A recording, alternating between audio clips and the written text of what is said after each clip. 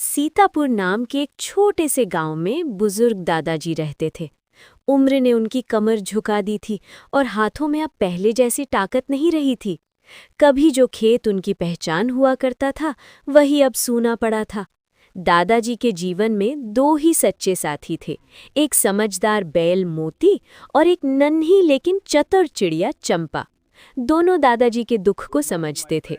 एक दिन चंपा ने मोती से कहा, अगर दादाजी खेत नहीं जोत सकते तो क्यों ना हम उनकी मदद करें।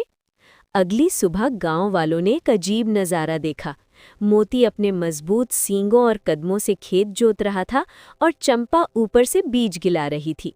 कभी वो पानी की नाली दिखाती तो कभी कीड़ों से फसल को बचाती। दिन रात दोनों खेत की रखवाली करते रहे। कुछ ही समय में सूखी जमीन हरियाली से भर गई। सब्जियां, अनाज और फल लहलहाने लगे। फसल तैयार होने पर मोती गाड़ी खींचकर बाजार गया और चंपा रास्ता दिखाती रही। बाजार में फसल की इतनी मांग हुई कि सब कुछ तुरंत बिक गया।